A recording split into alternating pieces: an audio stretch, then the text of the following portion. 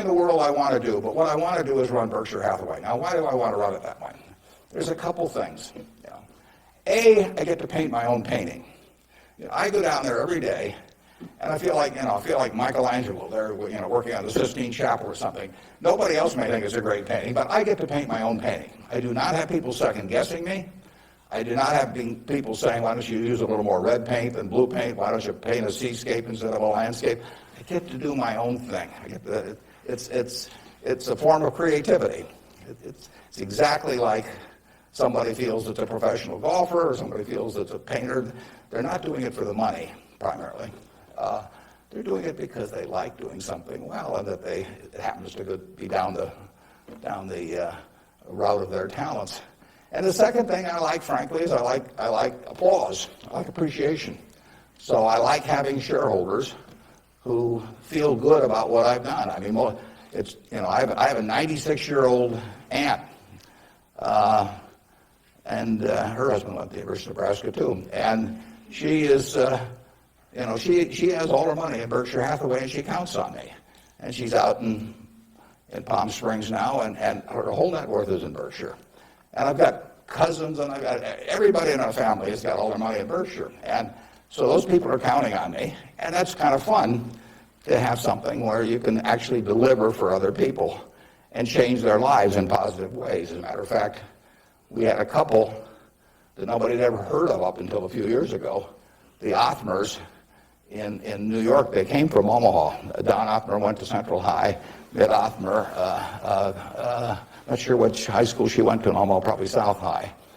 They left $750 million when they died. Nobody had ever heard of them. And I think a substantial portion, went right here to the University of Nebraska. It was probably a total surprise to the university when they got, I don't know, you probably got $150 million or so. Yeah.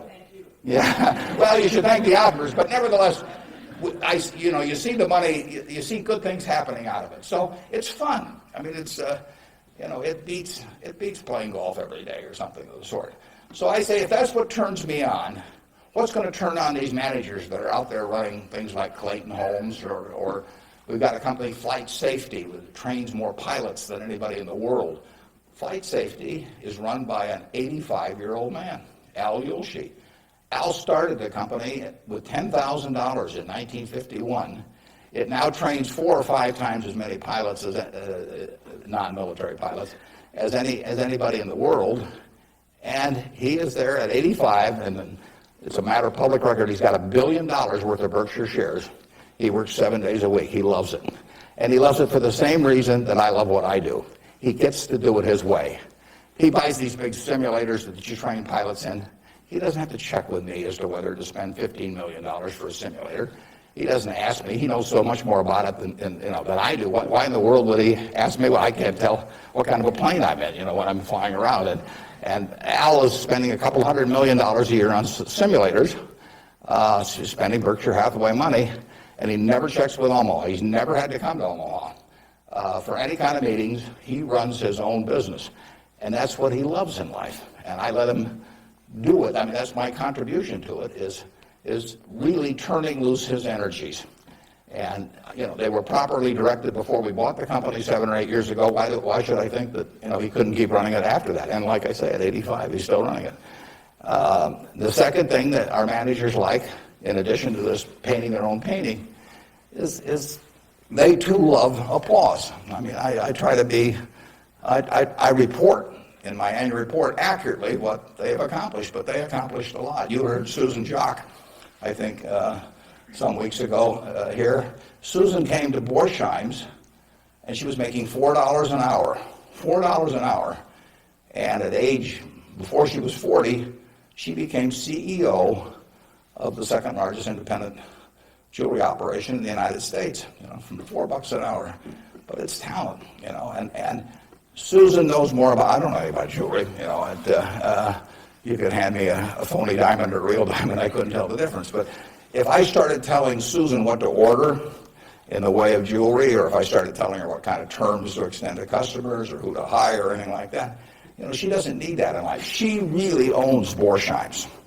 We have the stock certificate, we get the profits. We get accustomed to.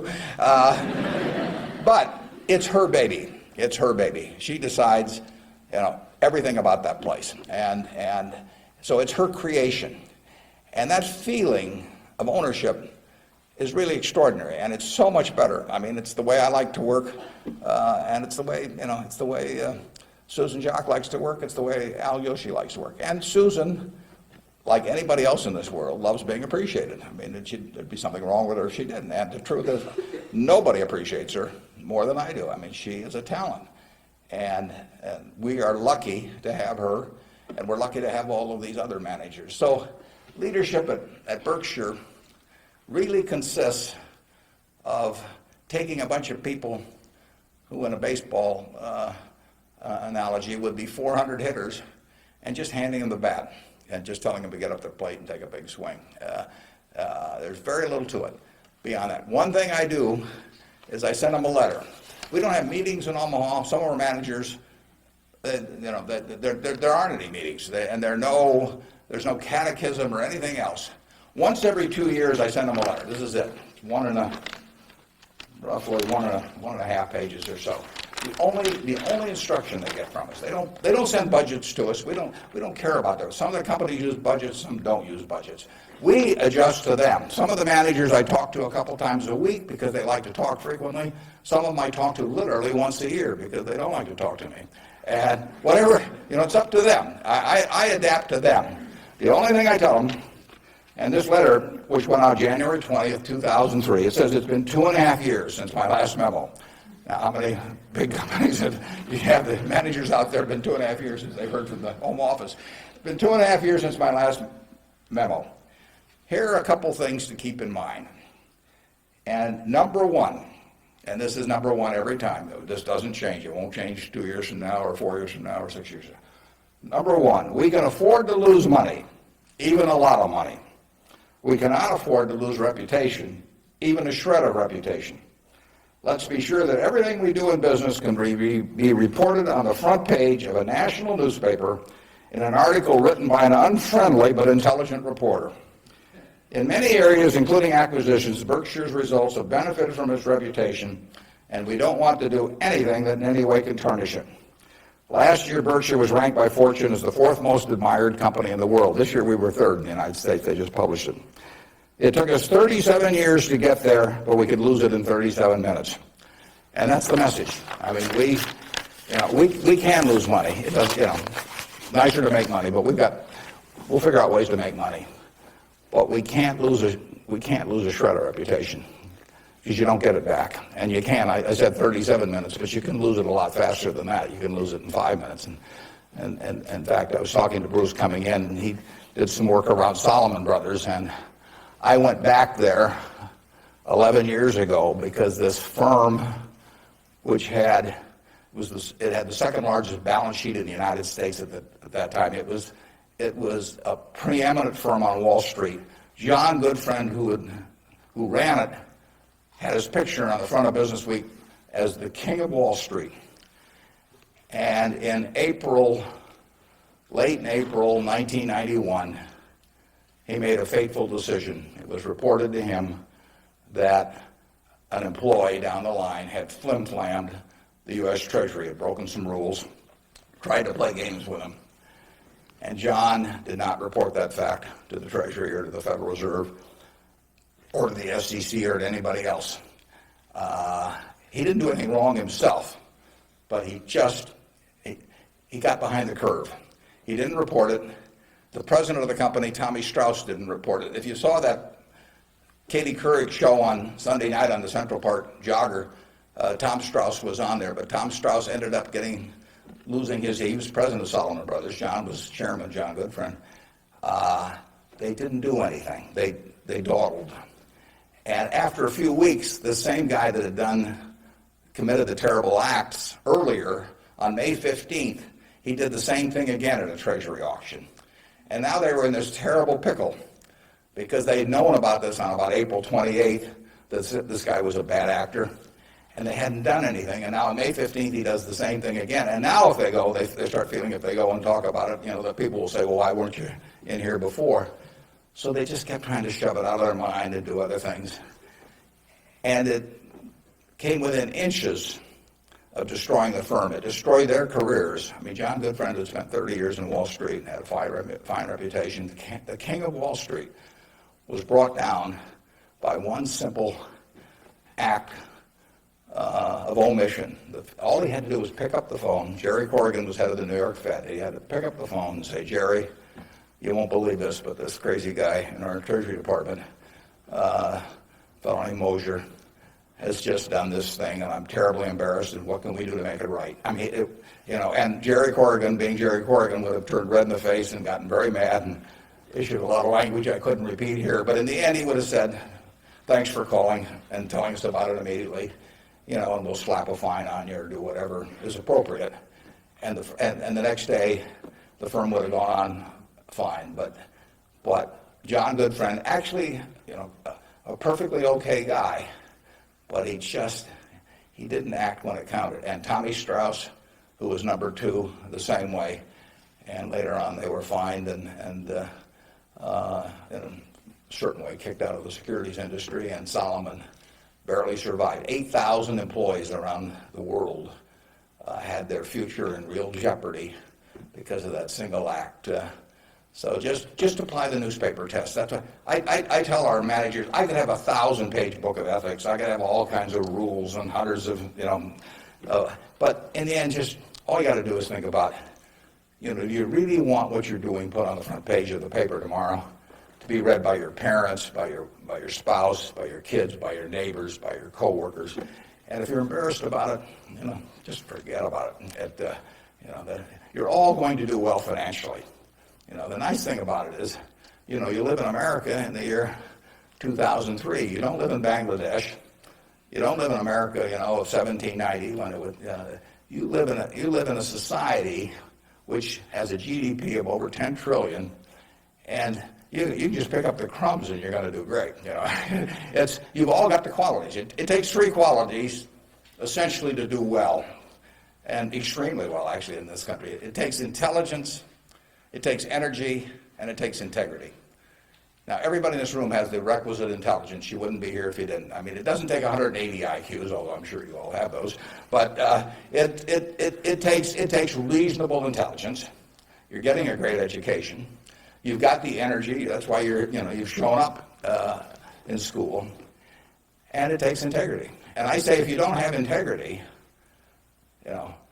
we don't want to hire somebody that's got intelligence and energy if they don't have integrity. We'd rather hire somebody that's dumb and lazy if they don't have integrity, because they probably will never get around to cheating us or doing something of the sort.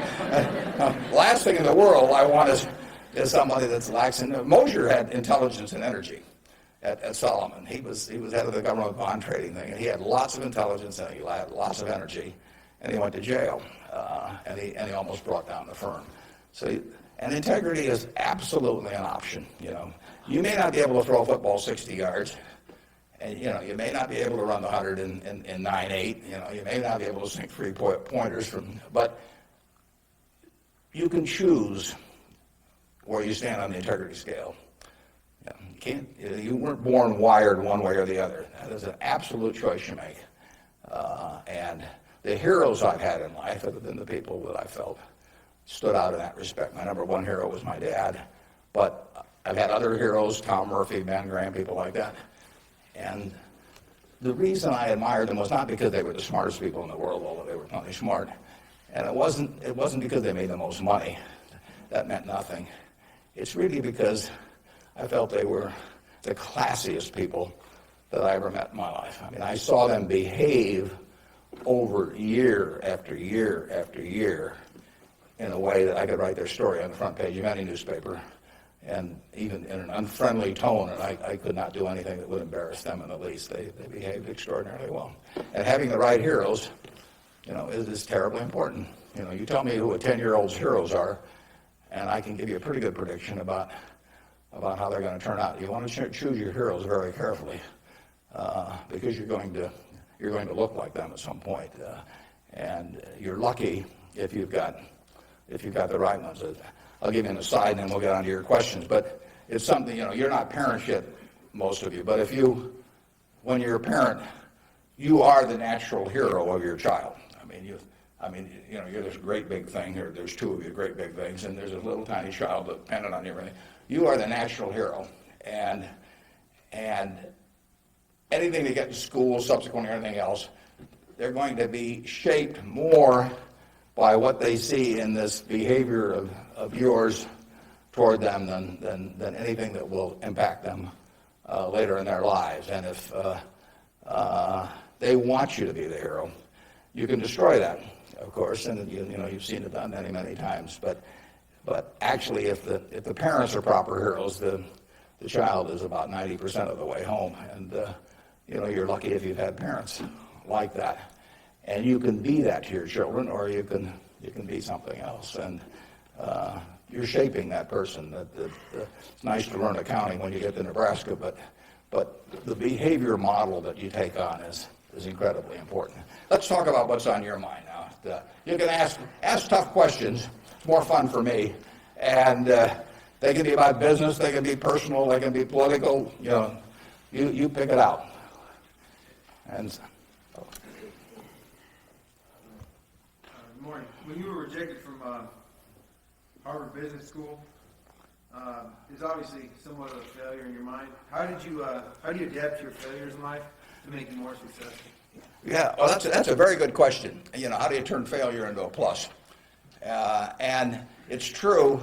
When I was at the University of Nebraska, one day I was reading the Daily Nebraskan, and it said in room 300 or something, at 3 o'clock there will be this panel of 3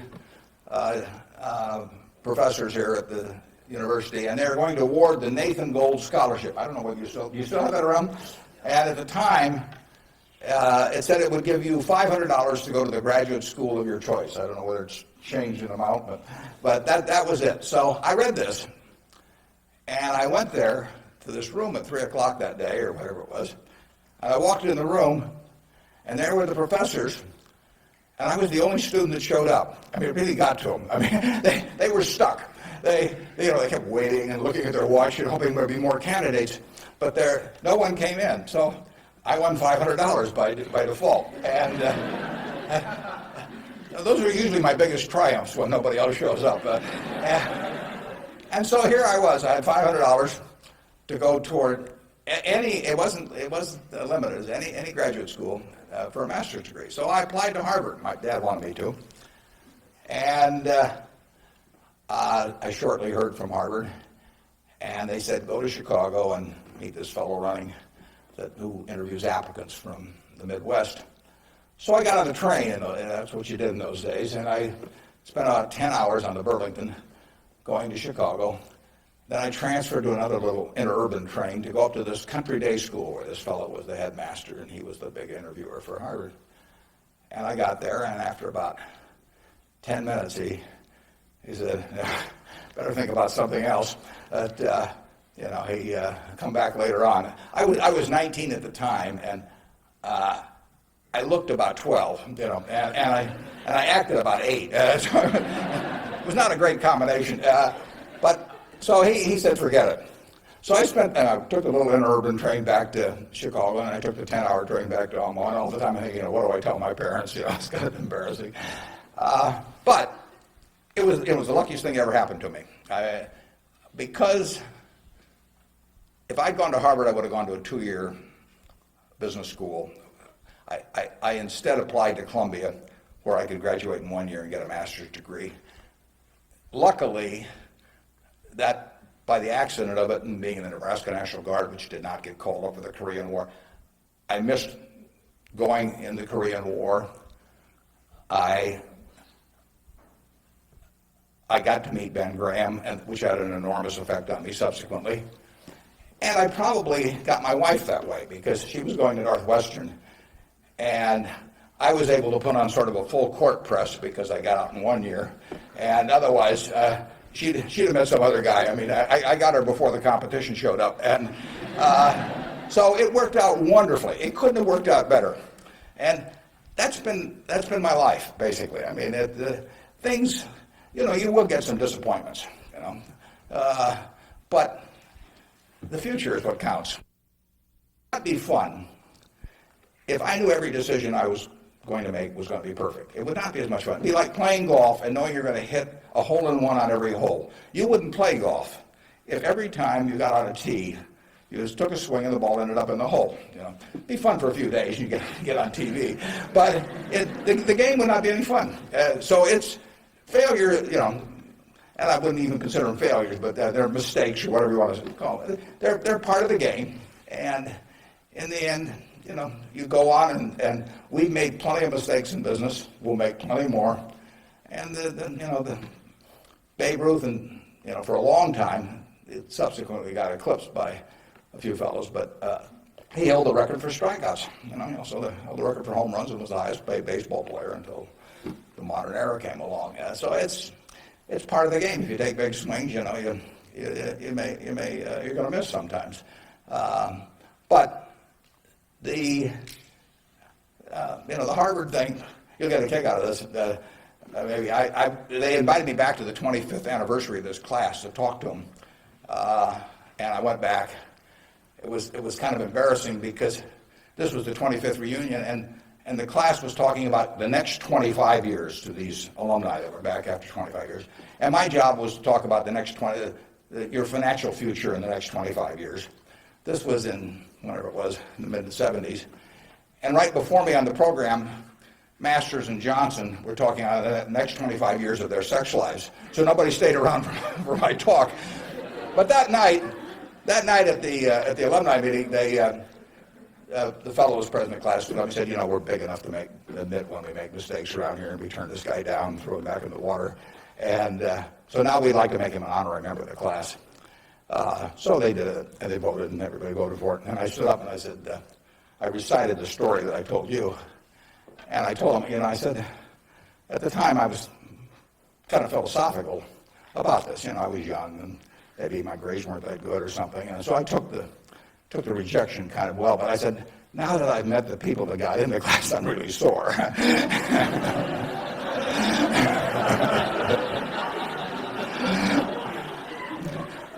Okay, who's next? Yeah.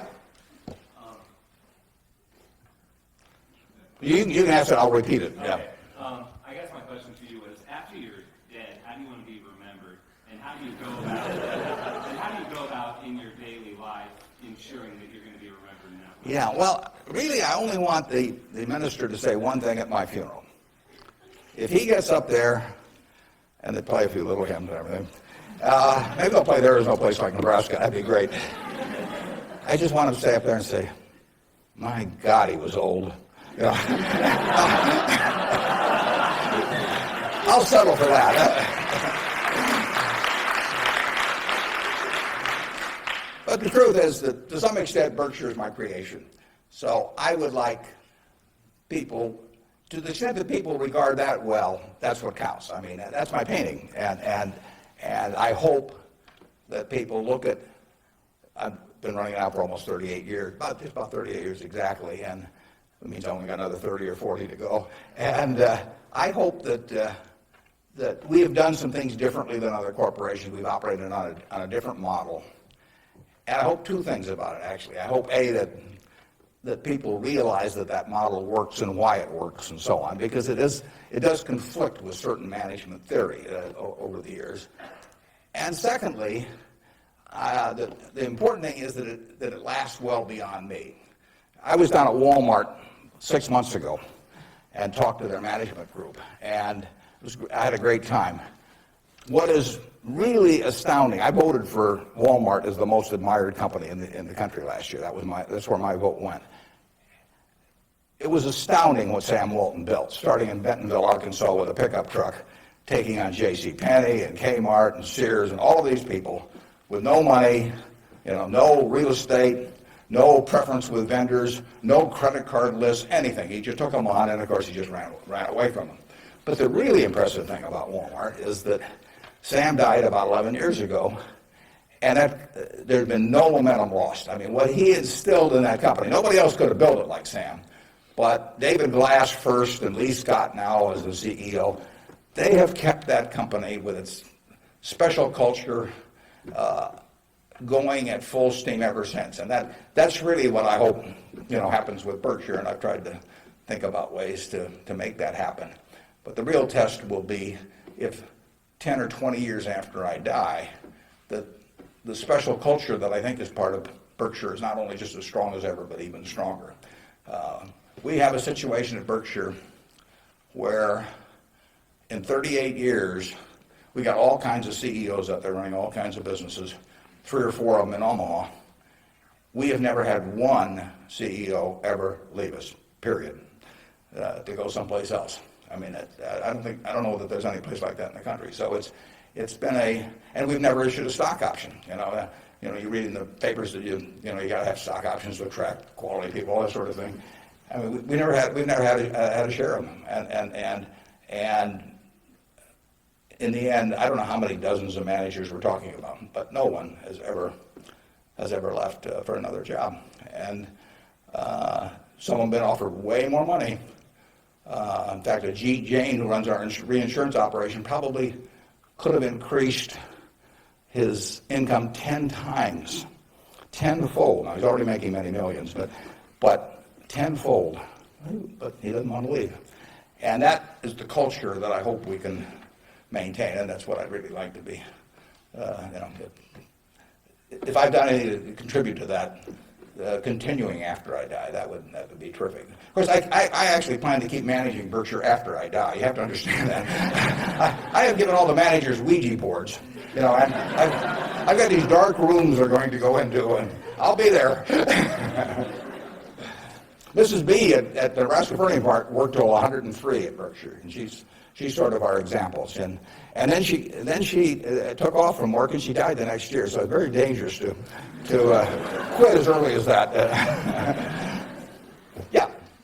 Am I supposed to be calling on these people? Okay, good. How do you determine via your personal finances what organizations or foundations you give your money to? On personal finance, how do I handle them? Or? How do you determine where you make your donations? Oh, well, we've got there's a Buffett Foundation. Eventually it will have everything. I mean, basically everything I've made will go back to society. America's done it for me, and that's where it should go. I've got about an 8-page letter that the trustees have already seen. Incidentally, there's very few trustees. I don't believe in large groups of people making decisions. It gets to be, sort of descends to the lowest common denominator. So there's only, maybe 5 or 6 trustees. Interestingly enough, not just by accident, but I picked the people who I trust in the most in terms of both their intelligence but also their quality to run it after I die. The people I feel the surest of. A significant majority will be women. It'll be a woman-controlled foundation, and probably the largest foundation in the world at the time, but with a very small number of trustees. I have, in my letter, I tell them that I'm not going to give them any specific instructions as to what to do with the money. I tell them that their judgment above ground will be better than my judgment 6 feet underground. So in the end, I want them to do a couple of things. I want them to attack really big, important causes. I don't want them to give $1 million here and $1 million there and everybody that asks that they know and that sort of thing. So I don't want them doing things with an eyedropper. I want them to take very big swings. And then I want them to measure what they're doing by the importance of what they're doing as contrasted to the natural funding constituency for that. Now, take in the health field. I mean, you got the National Institute of Health spending billions and billions of dollars. You got all kinds of money going into medical research. It'd be crazy, in my view, for the Buffett Foundation to be engaged in medical research. It's not that the subjects isn't important, but there's already a huge funding constituency. It would be crazy for the money to go to Harvard or something of the sort. It isn't a fine educational institution, but you've got all of these people that give money to Harvard, and they've got a rich alumni base and all of that sort of thing. So I want the combination of a terribly important program and the lack of a natural funding constituency. Well, where do you find that? You find that with unpopular causes to quite a degree. Rockefeller felt somewhat the same way. It's interesting. He was the first major patron of any sort of black colleges in the United States. Now, if you think about it, black colleges had no funding constituency. I mean, their alumni didn't have any money, basically, if you go back 75 or 100 years. So there wasn't any money coming, and people didn't, they didn't build great businesses and and then leave tens or hundreds of millions of dollars to the institution. And it was self-perpetuating.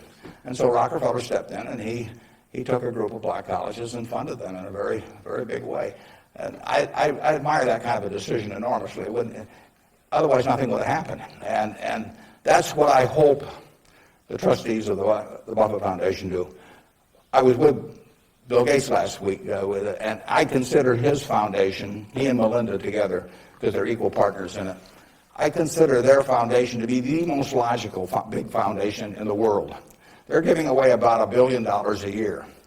Now, Bill said to, and Melinda said to themselves, how do we save the most lives per dollar spent in the world? And they decided that in certain major medical areas, that what was being done abroad in many countries was zilch in terms of these things that were easily preventable by vaccines or various other things. And they decided they could save huge numbers of lives per $1 billion spent. But they'd be spending it, in places like India and Africa, where they would get no credit in the United States. I mean, no buildings with their names, no nothing. But that was their metric. And that's Bill's sole metric. I mean, he doesn't want to talk about, you can go to him with some proposition to stick his name on something, for $50 million. It doesn't interest him at all. It's a totally rational one, and he pours himself into it. He has educated himself on medicine, and particularly medicine outside the United States, in a way that I've never seen anybody.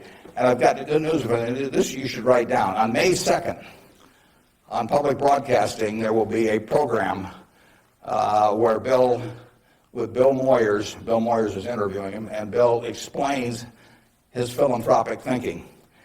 And I went there. It was taped at Columbia University. In fact, you may even see me in the audience sitting next to Melinda. But it's going to be a great program. They took about an hour and 20 minutes, and it's going to get edited down to 56 or 58 minutes. But you will hear as cogent an argument for rational philanthropy on that program as you'll ever hear in your life. So it's interesting. That program came about because about 2 years ago, I asked Bill a question at a group I get together, something akin to what you asked him. I asked him to talk about the evolution of his philanthropic thinking. And there were a group of about 60 of us there, and he talked to us, and it was a fabulous talk. And I said, you got to get that out in the public domain somehow. So this thing with Bill Moyers does that. If I die tonight, all my Berkshire shares, which are 99% of my net worth, plus go to my wife. She dies first, hers go to me, and then it all goes to the Buffett Foundation. And it will then be active on a very big scale, and those are the guidelines. And who knows what those problems will be? It might well have been civil rights in the early '60s. The civil rights organizations, were not being funded by anybody, and money wasn't the big problem, but it was a problem in the civil rights arena, and there was no natural funding constituency for that. It was an important, very important issue, but it was an unpopular issue in many respects. And it seems to me that's where the money should go, particularly if you have it on a big scale where you can really do something. Depends when I die, but 10 or 15 years from now, the foundation could really, it could have a lot of money, and so they could do some things that nobody else could attempt. And it won't be what people want them to do. That's the nature of it. If it was what people wanted to do, it would already be being done. The interesting thing, the contrast between business and philanthropy is interesting. In business, I swing at easy pitches. I stand there at the plate, and if I like pitches 1 inch above my navel, right in the center of the plate, I can wait and wait and wait because there's no called strikes. As long as that bat's on my shoulder, nobody's calling a strike. If the pitcher throws me General Motors at 36, IBM at 82, Microsoft at 25, and I don't swing, it's not a strike. It's not a hit either, but it's not a strike. Only when I swing is it a strike. So I wait for easy pitches. I wait for things I understand are exactly in my sweet spot. Philanthropy is just the opposite. You're looking at the toughest problems the world faces, and they're intractable to some extent. These are tough problems.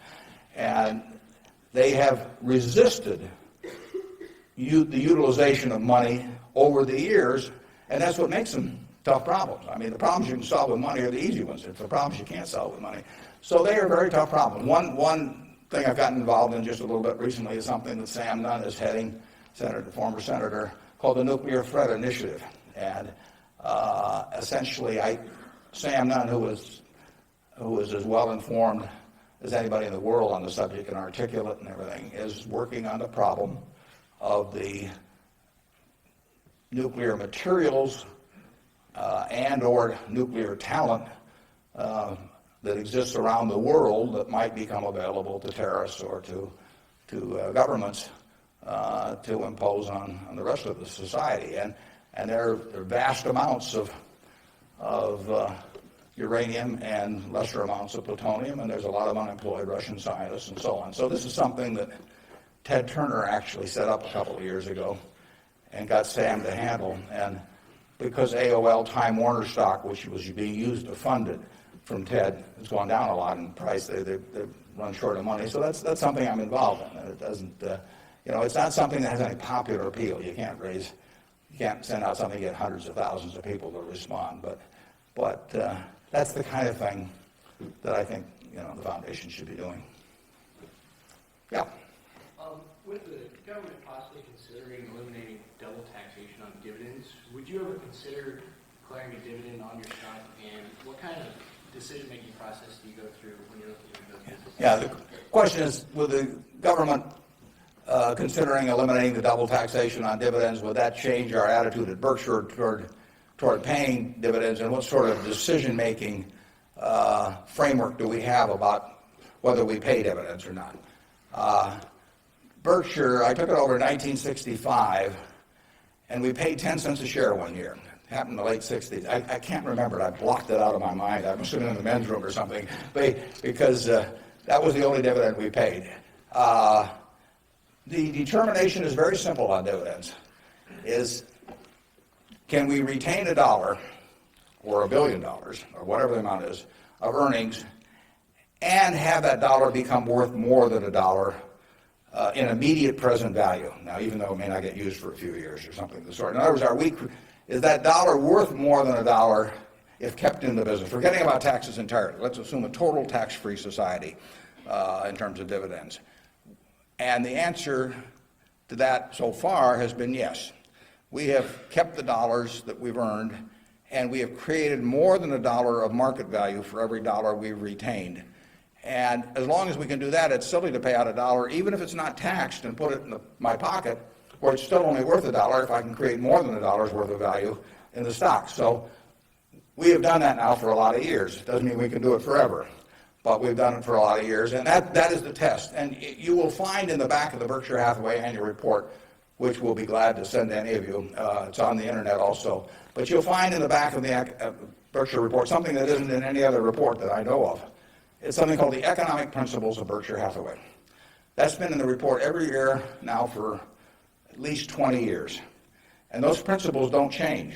That's why they're principles, and it's why I'm willing to lay them out. I mean, if I act in conflict with those principles, I expect the owners to call me on it. But I look at the investors in Berkshire as my partner. Now, I'm the managing partner. They can't, because I own so much stock, they can't do much about me.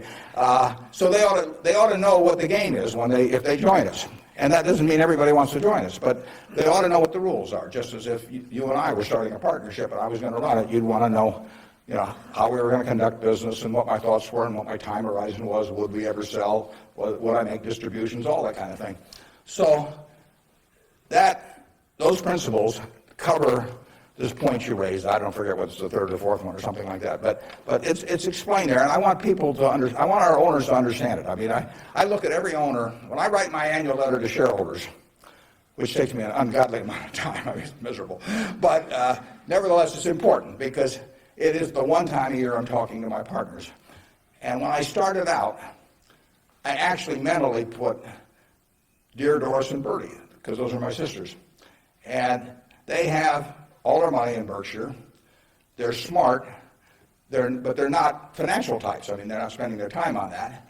And I essentially want to be talking to them as bright people who don't know a lot of financial jargon necessarily, but they're interested enough that they'll read a lot because they got all their money in it. So I don't have to worry about keeping it short or anything like that. If I'm talking about their money, I've probably got their interest, and I take that off at the very end, and then I take off Dear Doris and Bertie, and I put to the shareholders of Berkshire. But I want to tell them exactly what they're in. I want it to be just as if our roles were reversed. That's always the test. If Doris and Bertie were running the place and I was living in Carmel, California, like Bertie is, what would I want to hear from them, the managers? And one of the things I want to hear is just exactly the question that you asked. What is your attitude about distributing money from the company? Because I get to make that decision along with the board of directors, and they don't. And some managements withhold money that really belongs to their owners because they like building a kingdom. Some of them, do it out of fear or anything like that. I think I'm doing it for a rational reason, and I want to explain that reason, but I tell them how to test me on that too, because I think I should be tested. And it's a very important relationship that really has deteriorated over the years, in my view, between management and owners. I mean, you've seen in the last 10 years a slippage, in my view, of the behavior of American CEOs. I mean, obviously, all kinds of exceptions, but it's very interesting because they're not crooks or anything, most of them. There's a few, and they've gotten a lot of publicity lately. But nevertheless, they have behaved as most humans do. They've sort of picked up the behavior of those around them. That's why it pays to hang out with people better than you are. I mean, if you hang out with people better than you are, you'll become better yourself. Everybody behaves better that's around my wife. I mean, even including me, starting from a low base. But she just has that effect on people, and other people pull you down. I mean, when I was in the National Guard and we would go to camp, in about an hour I was reading comic books. Pretty soon everybody's reading comic books. The language, every other word becomes some form of profanity. Everything. You just sink. Well, what happened to American CEOs in the 90s is that the behavior, the situational ethics, sort of caused behavioral norms to sink. I say it's a little like how Mae West described her career. She said, "I was Snow White, but I drifted." And American management drifted to quite a degree during that period. I think it's very important, what that relationship is. People have given you their money at Berkshire Hathaway or any other company, and I'm a trustee for them in effect. And then the question is, they ought to, since I control the place, they ought to know the yardsticks. So if you do go to our website, go to the back of the report, and there's something that says economic principles, and we try to discuss everything that's important. And I tell them I'm going to put them in there every year so that they can hold me accountable. Yeah. You talked quite a bit about the flexibility in your many different companies and so forth. If you could elaborate a little bit on the personal qualities and professional qualities that you look in those executives that you place. Yeah, and the question is about the personal qualities we look for in the executives we place at our various companies. The first thing is we don't usually place them. I mean, they come with them. We don't have anybody to place. So I have the problem occasionally, if somebody dies, or to replace a CEO. But most of our CEOs came with the deal. Clayton Homes, which we're buying, comes with Kevin Clayton running it. We will put no one in there. He will run the place just as before. But in terms of the personal quality, when a seller comes to me with a business, whether it's Clayton or any of the others, Ike Friedman at Borsheim's, Mrs. B at Nebraska Furniture Mart, when they come to me, the first question I have to ask myself, because I'm counting on them to run the place, I have to decide, do they love the money or do they love the business? Now, there's nothing wrong with liking the money. I mean, they all like money, but they've got to love the business. They've got to have a passion for it. Because if I give them a whole bunch of money and they love the money and they don't love the business, no matter what they tell me, 6 months from now they'll be gone. They'll just all of a sudden say, "Why am I getting up at 7 in the morning just so I can send a lot of money to Omaha?" It won't work. So they have to love the business. I mean, I want people with a passion for the business. I used to say that I had a one-line employment form, one-question employment form. The question was, are you a fanatic? You know, if the answer is yes, you got the job. Because I want somebody who's fanatic about their business. You know, I mean, you want people that love teaching if you're in a classroom. You know, if they don't have the passion for it, it doesn't work very well. So now, if they've got the passion, and our managers do, but not everybody would. The financial operators don't. We've never bought a business from an LBO operator or financial operator because they don't give a damn. I mean, all they want to do is make sure your check clears, and they're gone. And it isn't going to work if we try to buy from them. So we buy from these people who love their businesses. And then really my job is just to make sure that I don't mess it up and create conditions that cause them to quit loving it for some reason, because they come in loving it. Only I can mess it up. And they care about being treated fairly on compensation, but they don't measure it against everybody else. They don't have a lawyer they're negotiating with me. I mean, I don't have a compensation arrangement with any of these managers that can't be put in one paragraph. You know, and then I go to other companies where they have a lawyer come in and there's 80 pages, you know, and it tells what's happened, you know, how much they get paid in severance if they end up going to jail. You know, and I won't deal with somebody that thinks that way. And, you know, that's fine. There's a self-selection process in terms of who comes to us. There's this invisible filter out there that causes the Claytons of the world, the Al Yoshis of the world, the Ike Friedmans of the world, the Mrs. B's of the world to come to us. When I made the deal with Mrs. B in 1983, Mrs. B had another offer from somebody else that was somewhat higher, and she just said, I don't care. She only owned 20% of the company. She had 4 children, they each owned 20%. She told them, you know, I'm selling to Mr. Buffett. She always called me Mr. Buffett up till when she was 104. In fact, when I'd walk in the store, she'd say, here comes my new young boyfriend, which I don't get that a lot of places, I can tell you. But she, you know, she built this thing. She came over here in 1921 or 2. She landed in Seattle with a tag around her neck. She couldn't speak a word of English. Said Fort Dodge, Iowa. She couldn't communicate. She just had the tag. The American Red Cross got her out to Fort Dodge. And for 2 years, she got no place because nobody spoke Russian or Yiddish, actually. And so she moved to Omaha just to be around some other Russian Jews who she could at least talk to. She learned the English language when her oldest daughter, Frances, would go to school and come home at night and teach her the words. And she started out and she started sending $50 at a time over to Russia to bring her siblings. She had 7 siblings, and her mother and father to get them over here. After 16 years, she brought all the family over. She saved $500 in 16 years, you know, peddling used clothing, whatever. And she started in the rest of furniture market at $500. And it's now the largest home furnishings complex in the world. And it all came from the $500 and a very, you know, special woman. And can you imagine building something like that and selling it, you know, to some financial operator who's going to resell it, you know, and try and go public with it a couple of years later? And you know, it meant something to her. She wanted it to continue like it has continued. And those are the kind of people we want to attract. It isn't so much me selecting them, it's them selecting Berkshire. I mean, that's the key. And frankly, we've gotten to that position in this country where the people that do care about their businesses, good-sized businesses, there's no second choice besides Berkshire. We get them. You know, they come to us. We had a woman, Doris Christopher, come to us last year. Doris Christopher, in 1980, had 2 little girls, lived in Chicago, lived in a probably $20,000 house. And she and her husband both worked. She's looking for something to do to make a little extra money. She thought about catering and decided that it would take her away from the kids too much. So she decided that what she knew best, though, was she'd been a home ec teacher. She knew cooking.